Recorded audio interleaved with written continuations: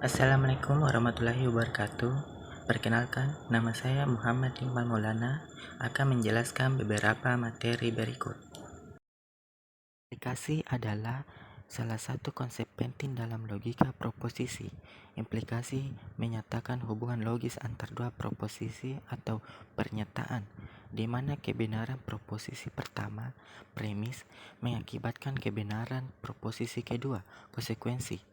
Dalam logika proposisi, implikasi dinyatakan dengan simbol dan dibaca sebagai jika maka.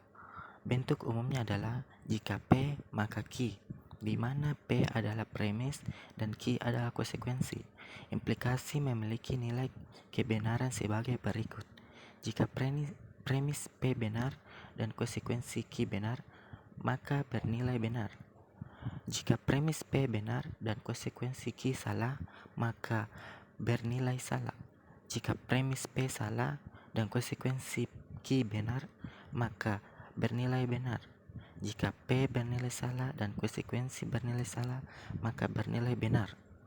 Contoh implikasi. 1. Jika hujan P, maka jalan basah Q. Premis hujan P mengakibatkan konsekuensi jalan basah Q. 2.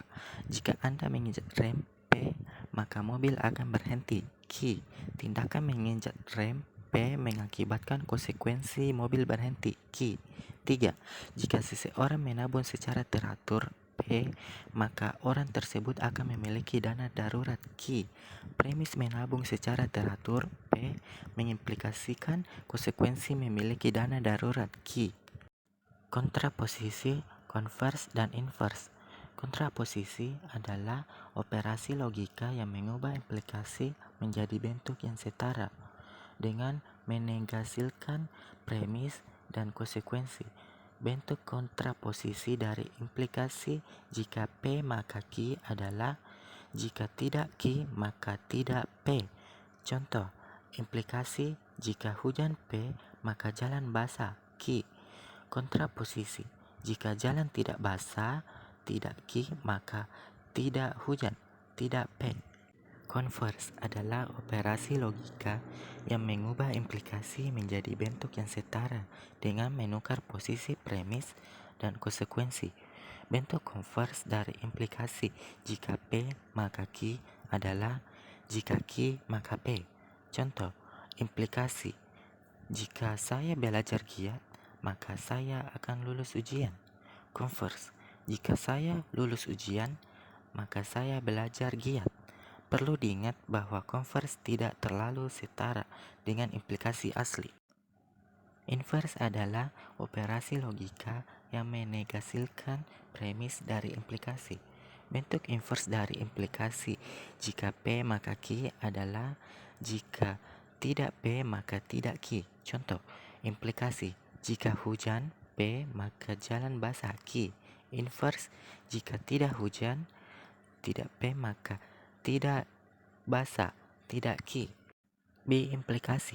B. Implikasi menyatakan hubungan logis dua arah, ekuivalensi, antara dua proposisi atau pernyataan, di mana kedua proposisi harus memiliki nilai kebenaran yang sama. Dalam logika proposisi, B. Implikasi dinyatakan dengan simbol dan dibaca sebagai jika dan hanya jika. Bentuk umumnya jika P dan hanya jika Q, di mana P dan Q adalah proposisi. B. Implikasi memiliki nilai kebenaran sebagai berikut. Jika P benar dan Q benar, maka bernilai benar. Jika P benar dan Q salah, maka bernilai salah. Jika P salah dan Q benar, maka bernilai salah. Jika P salah dan Q salah, maka bernilai benar. Formula logika dan oposisi. Formula logika adalah presentasi simbolik dari suatu proposisi atau pernyataan dalam logika proposisi.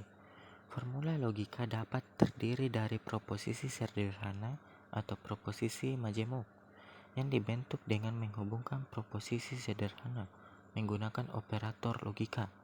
Contoh formula logika: konjungsi, negasi, implikasi, kombinasi, operator. Oposisi dalam logika proposisi. Oposisi mengacu pada hubungan antara dua proposisi yang saling bertentangan atau berlawanan. Subformula.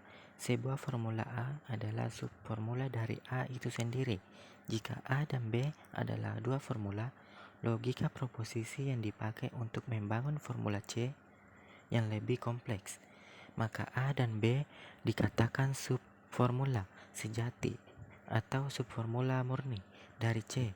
Subformula bersifat transitif. Jika A subformula dari B dan B subformula dari C, maka A subformula dari C. Modus ponen. Modus ponen adalah aturan inferensi dalam logika proposisional yang membentuk premis 1 kondisional jika P maka Q, premis 2 anteseden P, kesimpulan Q. Dengan kata lain, jika kita memiliki premis bahwa P mengimplikasikan Q dan kita tahu bahwa P benar, maka kita dapat menyimpulkan bahwa Q juga benar. Contoh soal. Premis 1, jika hujan turun P, maka jalanan akan basah Q. Premis 2, hujan turun P, kesimpulan jalanan akan basah Q. Modus tollens. Modus tollens adalah aturan inferensi dalam logika proposisional yang berbentuk premis 1 kondisional jika P maka Q. Premis 2 negasi konsekuen bukan Q. Kesimpulan bukan P. Dengan kata lain, jika kita memiliki premis bahwa P mengimplikasikan Q dan kita tahu bahwa Q salah atau tidak benar, maka kita dapat menyimpulkan bahwa P juga salah, tidak atau tidak benar. Contoh soal. Premis 1, jika dia adalah pegawai P, maka dia menerima gaji Q. Premis 2, dia tidak menerima gaji, bukan Q. Kesimpulan, dia bukan pegawai, bukan P. Silogisme. Silogisme adalah bentuk penalaran dedukatif yang terdiri dari dua pernyataan, premis, dan satu kesimpulan. Ada 3 bagian dari silogisme. Premis mayor. Premis ini menyatakan hubungan umum atau kategori. Contoh, semua manusia adalah makhluk hidup. Premis minor. Premis ini menyatakan kasus atau contoh kasus. Contoh, Socrates adalah manusia. Kesimpulan, menghubungkan premis mayor dan minor secara logis. Contoh, Socrates adalah makhluk hidup. Bentuk umum silogisme. Premis mayor, semua X dan adalah Y. Premis minor, Z adalah X. Kesimpulan, Z adalah Y. Contoh soal. Premis 1, jika cuaca cerah, maka lapangan akan kering. Premis 2, jika lapangan kering, maka permainan sepak bola dapat dilakukan. Kesimpulan, jika cuaca cerah, maka permainan sepak bola dapat dilakukan. Penjelasan.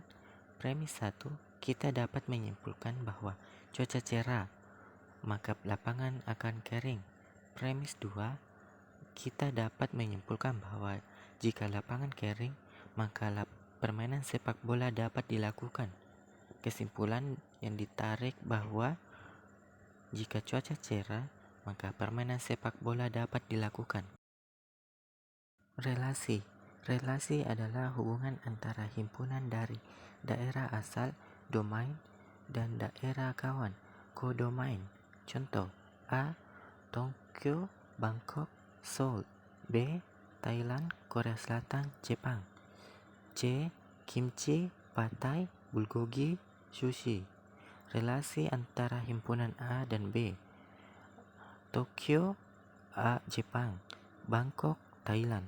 Seoul, Korea Selatan. Relasi antara himpunan C dan B. Thailand, Pad Thai. Korea Selatan, kimchi. Korea Selatan, bulgogi. Jepang, sushi. Himpunan pasangan berurutan. Himpunan pasangan berurutan caranya dengan memasangkan himpunan A dengan himpunan B secara berurutan. Contoh, Ali menyukai warna merah, Siti menyukai warna ungu, Amir menyukai warna hitam, Rizky menyukai warna merah. Ali merah, Siti ungu, Amir hitam, Rizky merah. Jadi relasi antara himpunan A dan B dinyatakan sebagai himpunan pasangan berurutan X, Y dengan X anggota dari A dan Y anggota dari B. Diagram Cartesius. Sumbu X menunjukkan daerah domain dan sumbu Y-nya daerah kodomain. Contoh A 1, 2, 3, 4, B 1, 4, 9, 16, 25. Pengertian fungsi pemetaan. Pengertian fungsi pemetaan adalah hubungan antara daerah domain dan kodomain, di mana setiap satu anggota domain tepat berpasangan dengan satu anggota kodomain. Hasil dari pemetaan antara domain dan kodomain disebut ragen fungsi atau daerah hasil. Cara menyatakan fungsi juga dapat menyatakan dalam bentuk diagram panah, himpunan pasangan berurutan, dan dengan diagram Cartesius. Jenis-jenis fungsi. Fungsi ijelatif. Fungsi ijelatif adalah fungsi yang anggota kodomainnya hanya boleh berpasangan dengan satu anggota domain. Fungsi subjektif. Fungsi subjektif adalah fungsi yang anggota kodomainnya tidak boleh ada yang tidak berpasangan. Fungsi bijektif. Fungsi bijektif adalah fungsi yang anggota kodomainnya tidak boleh ada yang tidak berpasangan dan setiap anggota kodomainnya harus berpasangan dengan tepat satu anggota domain. Notasi fungsi. Misalnya notasi dari fungsi A ke B bisa dinyatakan sebagai jika A maka B.